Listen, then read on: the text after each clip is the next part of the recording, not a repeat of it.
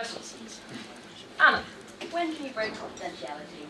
We'll start with Sam, because you can break confidentiality when you feel like you're not particularly the best person to talk to. First you would ask them to, you would signpost them to someone else, and then if you thought they were dangerous to themselves or they were going to do something stupid and you didn't feel right being responsible with that information just to yourself, you'd break confidentiality, and I would go to the welfare officer rather than anybody that then would break confidentiality. Yeah, basically what she said. We're not supposed to break confidentiality unless they're going to either harm themselves or somebody else. So obviously then you then go to sort of welfare officer who've got a lot more experience with that sort of area than most do. anyone else? Any questions? Serge? How would you make the welfare committee more accessible to themselves? Alex? Sort of, I don't know, trying to...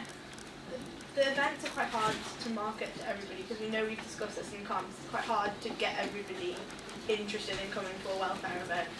So I guess maybe trying to work more with social comm if we can, because the silent disco was a really big success, and I think there were livers out coming to that, and then that was for One World Week, so that worked quite well. So I guess trying to work with like sort of social comm, see if we can get some joint events that people want to come to, but then we're also still sort of promoting a campaign message. This year Barnaby's living out obviously in the viaduct, and he's been running drop-ins like at a pub in the viaduct, and I think that's the main thing. The viaduct's quite far away, whereas other people that are living on like Winnie Hill and places like that, it's easy to get here. And I just think that's one of the best ways to have events like drop-ins and stuff like that over in the viaduct, so people don't feel like, oh, I'm not going to get welfare because it's a right trip. Rob, continue with that. Sorry, I thought you finished. Sorry. No? I'm done. Okay, good. Rob? Obviously, without breaking confidentiality, give an example of a time when you think that you've exhibited great welfare skills. That. It's me. We just have to speak up over the noisy bar. Okay, I have had a couple of friends that have suffered with depression, and I've been there for them, I've helped them through it. I've known when and when not to break confidentiality with other people, and I feel like I have been there for them, and I've helped them through it, and I've been able to sort of not just be a friend, but sort of sit back and think about what the right thing was to say and how to get them through that time.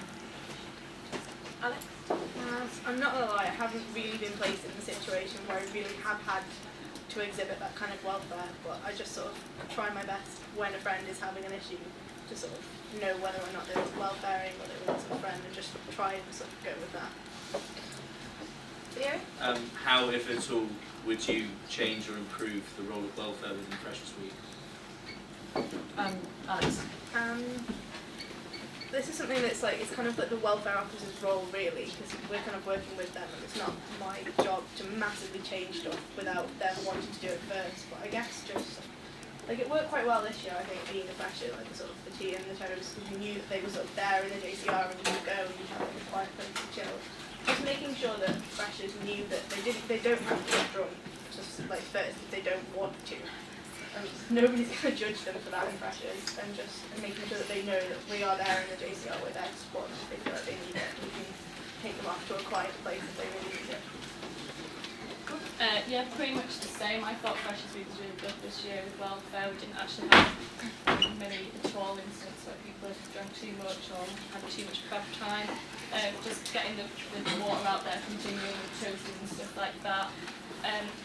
Maybe work with, again, it would be more welfare officers and assistants, but like as a team could discuss like working to have more events that aren't just about drinking. If there's people that aren't that comfortable with that, have other things going on that people can get involved with without having to be like, yeah, let's get really, really drunk.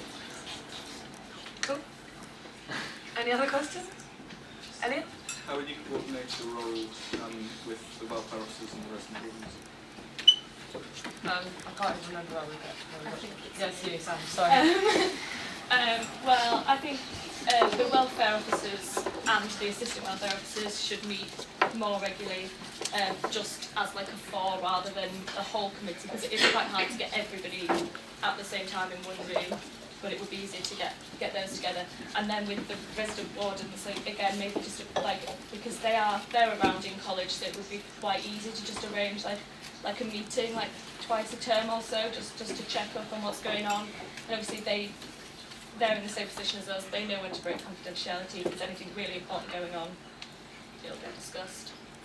Alex? Yeah, going on the same lines of that, just trying to have more meetings with just sort of like us and officers, but maybe setting up, I don't know what exists now because obviously I'm not part of that, but like maybe like a Facebook group, so if any concerns come up between the officers and the assistant officers, then we've got sort of a place to discuss it more immediately than having to just go through the formal process of a meeting, just sort of some way we can all chat and see what we're all thinking. Are there any other questions? Cool, brilliant, well done.